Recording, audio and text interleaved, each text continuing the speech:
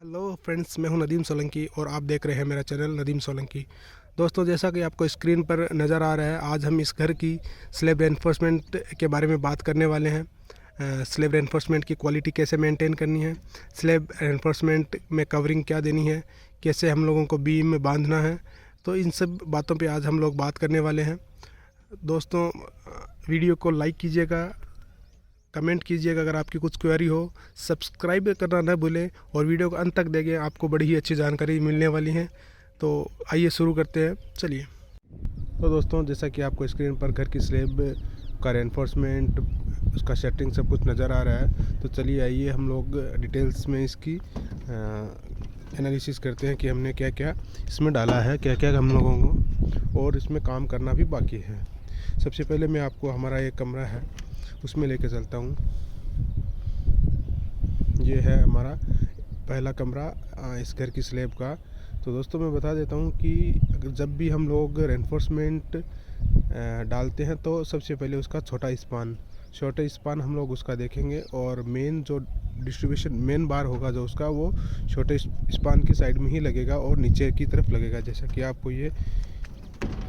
आपको ये देखिए, ये हमारा वहाँ से यहाँ तक 10 फीट का है। तो हम लोगों ने इसको छोटा स्पान लेके 10 फीट में ये सारे सरिये इस साइड में नीचे दिए हैं। ये देखिए, ये सारे नीचे हैं 10 फीट वाले स्पान वाले, और जो 14 फीट का स्पान है उसके सारे रीबार्स अप में हैं, हम लोगों ने ऊपर लगाए हैं। बीच में हम लोगों ने इसका इलेक्ट्रिसिटी का भी काम कर दिया है। सारे कंड्यूट पाइप इसमें स्लैब में ही एम्बेड कर दिए हैं, देखिए। और ये जो शटरिंग इसमें लगी हुई है सारी लीक प्रूफ होनी चाहिए, इसलिए हम लोगों ने इस पर टेप वगैरह मार दी है। ये पीछे का हिस्सा निकलता हुआ है, हालांकि पीछे इसके दीवार है, तो हम लोगों ने इसी क्रैंक के सरियों में से, क्रैंक के रीबार में से इसका भी रीबार हम लोगों ने निकाल दिया। देखिए, ये हमारा इधर जो आपको ये नज़र आ रही है, ये रूम की लास्ट वॉल है। इसके बाद आगे जाके हम लोगों ने एक बालकोनी टाइप का है हमारा इसमें, तो उस बालकोनी में आगे दीवार है, दीवार पे ही हम लोगों ने इस बालकोनी को ठहरा दिया है। ये हमारा बीम है। बीम में हम लोगों ने 4 सरिये 12 के 4 रीबार 12 के, देखिए 1 2 नीचे हैं, और ये एक एडिशनल बार दिया है ताकि ये इसको सपोर्ट कर दे। ये देखिए सारा। दोस्तों, आपको जो ये क्रैंक दिख रहा है, जो इंजीनियर्स हैं उन सबको मालूम होगा कि 1 वे स्लैब और 2 वे स्लैब होता है। तो अगर हमारा 1 वे स्लैब है तो चारों तरफ क्रैंक लगेगा। देखिए सारा क्रैंक्स है। अब आम ज़बान में हम लोग बात करते हैं घोड़ी। जैसे ये देखिए, ये आपको दिख रहा है, ये जाके इधर सरिया उठ रहा है, ये सरिया अप में आ रहा है, ये सरिया नीचे इसमें एक बॉटम में आ रहा है, फिर एक छोड़ के अप में आएगा, एक छोड़ के इसका बॉटम में आएगा क्रैंक्स। क्योंकि क्रैंक्स कभी सारा एक साइड में अप में नहीं लगता। देखिए, आपको मैं जूम करके दिखाता हूँ।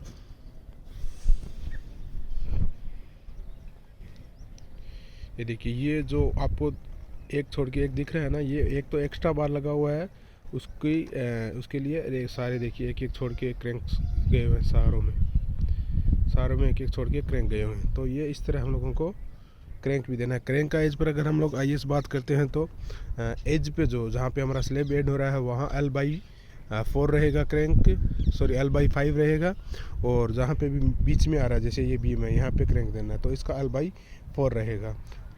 L इसमें हमारा स्पान रहेगा। ये देखिए, ये सेम दूसरा कमरा हमारा ऐसे ही हम लोगों ने रेडी किया है। ये देखिए, इसमें आपको क्लियर नज़र आएगा। ये देखिए, एक क्रैंक है, एक सरिया क्रैंक का अप में आ गया, अगला सरिया इसमें रीबार इसमें नीचे आया है। तो अप में उसको स्ट्रेंथ देने के लिए हम लोगों ने एक एडिशनल एक्स्ट्रा बार लगा दिया। ये रहा एक्स्ट्रा बार, फिर क्रैंक है, फिर नीचे का सरिया है, और ऊपर एक एक्स्ट्रा बार है ताकि इसको सपोर्ट हो। ये इसलिए कि जब भी स्लैब में बीच में लोड आता है, जैसे जहाँ पे ये फैन बॉक्स लगा हुआ है, फैन बॉक्स में अगर कोई लोड आ रहा है बीच में ऐसे, तो ये स्लैब को यहाँ से इस एरिया से पूरा उठाने की कोशिश करेगा। तो इसमें क्रैंक होना, डबल सरिया होना ज़रूरी है। ये तीसरा हमारा ये रूम है। ये बीम में भी, इस बीम में भी, सारों बीम ने हम लोगों ने, जहाँ पे 9 इंच की वॉल आ रही है वहाँ हम लोगों ने 12 mm की 4 रिबार दिए हैं, और जहाँ पे हमारी नीचे वॉल नहीं है वहाँ पे हम लोगों ने 16 के दिए हैं। अब बात करते हैं इस हॉल पे। ये हॉल है हमारा 15 बाई 15 फीट का। तो इसमें हम लोगों ने 10 के ही mm के सारी स्लेब में सरिये लगाए हैं, 10 mm बॉटम में, 10 mm टॉप में। देखिए, तो 15 बाई 15 का था ये हॉल। तो इसमें हम लोगों ने क्या किया, एक स्लेब बीम जो कि नीचे इसमें डीप नहीं रहेगा, स्लेब बीम में हम लोगों ने स्लेब बीम दे दिया। देखिए इसमें, तो ये स्लेब बीम में हम लोगों ने 4 सरिये 16 mm के, 4 बार रिबार 16 की, और 8 इसकी रिंग भी बना दी हम लोगों ने 6 इंच पे 8 mm के सरिये से। ये देखिए, इसमें हॉल में भी बॉटम में और में सारा सरिया नीचे बंधा हुआ है। अगर आपका बड़ा हॉल है, आप स्लेब बीम नहीं देना चाहते हैं, तो आपको सरिया बड़ा भी सरिया, हैवी सरिया आपको लगाना पड़ेगा, हैवी रिबार उसमें लगाना पड़ेगा। ये देखिए, जैसे भी अगर हम जनरली बात करें, अगर या तो डिज़ाइन करवाना, अगर हम लोगों के पास कुछ डिज़ाइन नहीं है तो हम लोग जैसे ये हमारा 8 फीट का स्पान है इसका, ये किचन है हमारा। किचन में क्या है, 8 फीट का स्पान है, तो हम लोग इसमें 8 फीट में हम लोग 8 mm बॉटम में मेन सरिये में दे सकते थे, या डिस्ट्रीब्यूशन में दे सकते थे, लेकिन हम लोगों ने नहीं दिए। हम लोगों ने इसमें भी 10 mm का सरिया ही यूज किया है। लेकिन इसमें देखिए, आपको अलग दिख रहा होगा, इसमें हम लोगों ने बॉटम में 12 इंच पे सेंटर टू सेंटर पे दिया है, और इसमें टॉप में भी 12 इंच सरिये 12 इंच पे दिया है। देखिए 300 mm पे दिया है सारा सरिया, ये सारा सरिया दिया है ये आगे तक। ये इसमें छोटे छोटे स्पान है इसलिए। अब आइए हम लोग आगे बात करते हैं हमारी बालकोनी की।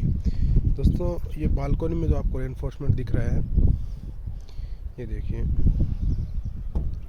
बालकोनी का रेनफोर्समेंट क्या है, हमारी बालकोनी कहीं स्टे नहीं कर रही है आगे, हमारा आगे कॉलम नहीं है।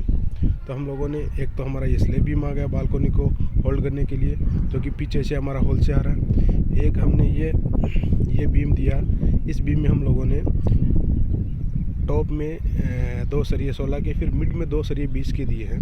फिर हमने इसमें 12 के सरिये भी दिए हैं, जो नीचे से पूरे उस कॉलम से आ रहे हैं, इस कॉलम से आ रहे हैं, ऊपर 16 के इस कॉलम से आ रहे हैं। और इस बीम को हम लोगों ने, ये देखिए, आपको ये नज़र आ रहा होगा, ये बीच में कहीं सरिये छूट रहे हैं ना, ये 20 mm के सरिये जो आगे जाके इससे मिल रहे हैं। तो ये हम लोगों ने ये ऐसे दिया है। और आपको एक आगे भी बीम दिख रहा होगा, हमने इसमें बॉक्स बनाया है एक, ये देखिए, ये 16 ये जो बीम है, ये एक बीम और दे दिया इसमें, क्योंकि बालकोनी में नीचे स्टे करने के लिए हमारे पास में कोई कॉलम नहीं है। ये ऐसे ही कैंटिलीवर टाइप रहनी है। और आपको सफ़ेद सफ़ेद दिख रहा है, ये हम लोगों ने इसकी कोपिंग के लिए हमने दिया है, जो आगे जनरली हम लोग इसको गर्दना बोलते हैं इधर राजस्थान में, आपके उधर पता नहीं क्या बोलते होंगे। पीओपी का काम है, तो हमारे ये कंक्रीट को एक मोल्ड में बना देगा, ताकि हम लोगों को आगे स्लेब में कोपिंग दिख सके। तो ये था हमारा बालकोनी का रेनफोर्समेंट। अभी इसकी सफाई वगैरह होना बाकी है। अब मैं आपको इंस्पेक्शन क्या रहते हैं, क्वालिटी इंस्पेक्शन, जैसे कि आप इंजीनियर हैं, फ्रेशर इंजीनियर या कोई भी आप किसी साइट पे काम कर रहे हैं, तो आपको इंस्पेक्शन क्या करना है। आपको सबसे पहले बीम का इंस्पेक्शन करना कि बीम की कवरिंग बराबर है या नहीं है। देखिए, अभी मैंने इसमें चेक नहीं किया, हम लोगों को कहीं इसमें भी कवरिंग लगानी है। देखिए बॉटम में दिख रहा होगा आपको, बीम की कवरिंग हमेशा 40 mm या तो मिनिमम रहनी चाहिए, 40 mm 35 mm हमने इसमें बॉटम में दे दिया है। देखिए कवरिंग, साइड में भी कवरिंग इसका चेक कर लिया। अगर आपके पास BBS है या ड्राइंग है, तो आपको सही रिबार का डाया भी चेक करना है कि सही रिबार का डाया, सही रिंग सेंटर टू सेंटर लगी है या नहीं है। तो ये तो था हमारा बीम का इंस्पेक्शन। आपको इलेक्ट्रिक के इंजीनियर को भी बुला के उसको, जो ये हम लोगों ने कंड्यूट्स पाइप स्लेब में एम्बेड किए हैं, उसके लिए भी उसको बुलाना चाहिए और उसको दिखाना चाहिए भी। तो आपका काम भी आप चेक करके उसका अप्रूवल भी लेना चाहिए कंक्रीट कास्टिंग से पहले। तो और सेम यही है हमारा इसमें स्लेब का रेनफोर्समेंट में। देखिए स्लेब में भी हम लोगों को 20 mm to 25 mm हम लोगों को कवरिंग देगी, लेकिन मिनिमम 20 mm तो कवरिंग हम लोगों को देनी ही है।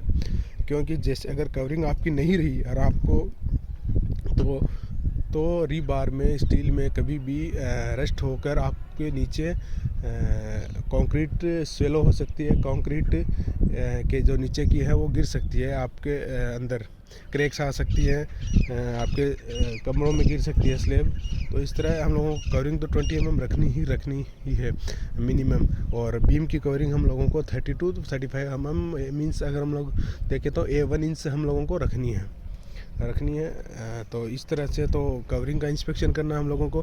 क्लीन लाइनेस ज़रूर देखनी है कि कोई भी कचरा, कोई भी डस्ट है, मिट्टी है या कुछ वुडन पीसेज हैं नहीं रहना चाहिए कहीं पे भी, एकदम क्लीन होना चाहिए। सारे जो भी जॉइंट्स हैं, देखिए प्लेट्स के सारे जॉइंट्स हम लोगों ने लीक प्रूफ कर दिए हैं टेप लगा के, सारों को टेप कर दिया। अभी आपने नोटिस किया होगा कि इसमें जो भी हमारी पाइपलाइन आने वाली है प्लम्बिंग की या हमारी वेस्ट वाटर लाइन की, वो हम लोगों ने इम्बेड नहीं किया, वो अभी इम्बेड करने वाले हैं। आज इसकी कास्टिंग भी होने वाली है, हम लोग 2-3 घंटे में इसकी कास्टिंग शुरू करेंगे। उसके साथ में भी कास्टिंग करेंगे। देखिए ये दिख रहा है ना आपको कचरा, इस तरह की सारी क्लीन लाइनें क्लीन होना चाहिए, ये कहीं पे भी कचरा नहीं होना चाहिए। मैं ब्लोअर लेके आया हूँ यहाँ, ब्लोअर से हम लोग क्या करेंगे, इसकी क्लीन, पूरा इसको क्लीन कर देंगे। ये देखिए ये सारे ऑयल्स, बड़ी गलती हो गई हमारे आदमी से। इधर देखिए ये उसने क्या किया, इधर इसको यहीं डाल दिया और ये ऑयल इधर स्पिल हो गया। अभी इसको क्लीन करवाना पड़ेगा। ये देखिए ब्लोअर है, सारे बीम्स में और में सारा क्लीन होगा। ये कल हम लोग पीओपी का काम करवा रहे थे, इसमें वो आगे मोल्डिंग के लिए, कोपिंग के लिए, तो ये भी इधर ही छूट गया।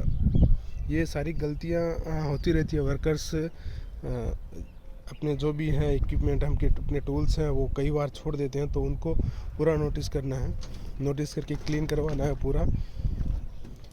और ये हमारा स्लेब का है।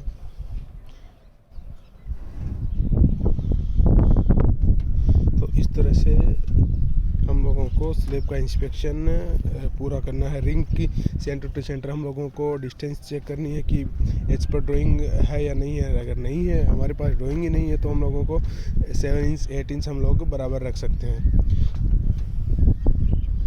तो ये था दोस्तों स्टील एनफोर्समेंट का इंस्पेक्शन और कैसे कैसे हम लोगों को लगाना है। दोस्तों आपको स्लेब में मेनली यही याद रखना है कि अगर जिस हिसाब से स्पान होगा स्लेब का या बीम का, उसके हिसाब से ही हम लोगों को रेनफोर्समेंट उसमें डालना है। ऐसा नहीं है कि हम लोग ओवर रेनफोर्समेंट भी डाल दें। कई बार जैसे ये हमारा किचन है 8 फीट इसका स्पान है। हम लोग स्लेब में ज़्यादातर छोटे से छोटा स्पान ही देखते हैं, क्योंकि उसके हिसाब से ही हम लोगों को हमारा लोड और बेंडिंग उसमें होना है। तो 8 फीट के स्पान में 8 फीट का सरिया भी लग सकता है। हाँ, आप 10 फीट का लगा के फिर एक डिस्ट्रीब्यूशन में 8 का भी यूज़ कर सकते हैं। तो ये था हमारा स्लेब का पूरा डिटेल्स। देखिए ये लाइट्स के लिए बॉक्स छोड़ा है, इलेक्ट्रिशियन इधर, ये फैन के लिए बॉक्स छोड़ा है, फैन बॉक्स छोड़ा है ये सारा। अभी हमारा बस इसमें प्लम्बिंग का और क्लीन लाइनेस का 2 काम बाकी है। बाकी इसका स्लेब चालू करने वाले हैं हम लोग थोड़ी देर बाद में। सारी सफाई पूरी सफाई करके हर्ष के जो ये जिस पे भी मैं चल रहा हूँ, देखिए ये जो डबल ऊपर भी सरिया है, इसके नीचे भी सरिया है। तो इसमें अगर ये सरिया आपके चलने से दब रहा है तो आपको इसमें चेयर बना लेनी चाहिए। देखिए मैंने कहीं दब रहा था तो मैंने चेयर लगवाई थी। रुकिए मैं आपको दिखाता हूँ, उधर हॉल में होगी शायद। चलने में यार बड़ा मुश्किल है इस पे। ये देखिए चेयर दिख रही होगी, ये चेयर्स हैं, चेयर लगा लेनी चाहिए। देखिए यहाँ पे भी इलेक्ट्रिशियन ने एक ये पाइप छोड़ दिया, बैंड छोड़ दिया, इधर ही गिरा हुआ। तो अभी इसमें यही है कि कवरिंग आपको बराबर रखनी है। सरिया तो सही लगाए हुए हैं, मैंने पहले ही चेक कर लिया था। जो भी इन्होंने बाइंडिंग वायर से ये टाई किया है इनको, ये भी सही है। सारे हम लोगों को चेक करने की सरिया हिल नहीं रहा, जैसे आप ऐसे इसको हिला के भी देख सकते हैं, कैसे भी करके अच्छी तरह से टाई होना चाहिए।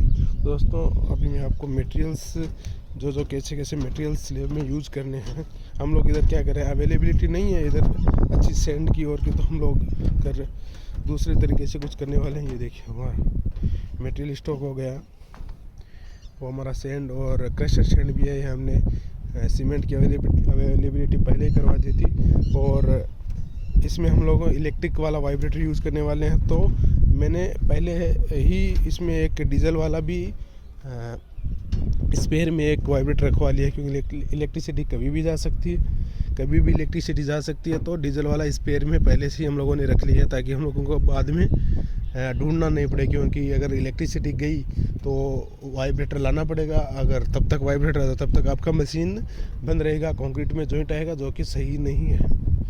तो दोस्तों चलिए अब आगे जल्दी ही हम लोग इसकी कास्टिंग करने की तैयारी करते हैं। थैंक यू दोस्तों। आइए चलते हैं मटेरियल की तरफ।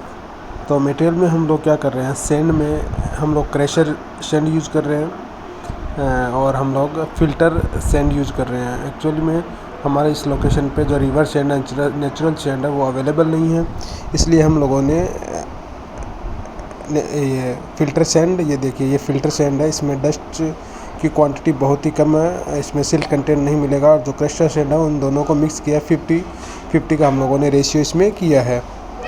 अब जो एग्रीगेट है, एग्रीगेट तो 20 mm जनरली हम लोग जो यूज़ करते हैं कंक्रीट में, 20 mm एग्रीगेट हम लोग यूज़ कर रहे हैं। और अंबुजा की सीमेंट हम लोग यूज़ कर रहे हैं, जो कि 43 ग्रेड है। साइट पे जिस भी आपको बोरी इंस्पेक्शन करनी हो तो उसके वीक नंबर, सीमेंट का वीक नंबर चेक करना बहुत ही ज़रूरी है, ताकि हम लोगों को मालूम चल सके सीमेंट ज़्यादा पुरानी तो नहीं है। हम लोग 3 मंथ्स आफ्टर सीमेंट को यूज़ नहीं कर सकते हैं। और जैसा कि आपको स्क्रीन पर दिख रहा है, कंक्रीट का मिक्स रेशियो हम लोग M20 यूज़ कर रहे हैं, M20 स्ट्रेंथ का, जिसमें हम लोग एक बैग सीमेंट में 50 kg सीमेंट में तीन पराती उसमें ले रहे हैं हम लोग फ़िल्टर सैंड का, और 3 पराती हम लोग ले रहे हैं उसमें क्रशर सैंड का। बाकी 9 पराती हम लोग 20 mm एग्रीगेट का ले रहे हैं। और उसमें स्लंप जो उसका है बहुत ही हम लोग लो रख रहे हैं, ताकि अच्छे से कॉम्पैक्शन हो पाए। फ्रेंड्स, ये हमारा बालकोनी का आगे हम लोगों ने पहले चालू कर लिया है कंक्रीटिंग। तो देखिए ये ट्रॉली का पाइप को बचाते हुए ये ट्रॉली लेके जा रहा है, ये कंक्रीट की ट्रॉली पाइप बचाते हुए। इसमें एक मिक्सर का आ रहा है माल,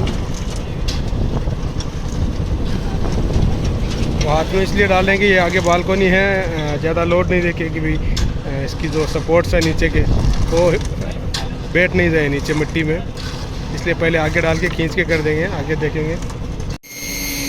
ये हमारा आधा स्लैब, आधे से ज़्यादा स्लैब कास्टिंग हो चुका है। अभी थोड़ा सा हिस्सा बचा है, इतना सा हिस्सा बचा है। लगभग इसमें लग गए हम लोगों ने 90 to 100 बैग्स की कंक्रीट कास्ट कर दी है। हमारा एस्टिमेट था लगभग 115 या 120 तक सीमेंट बैग आएंगे।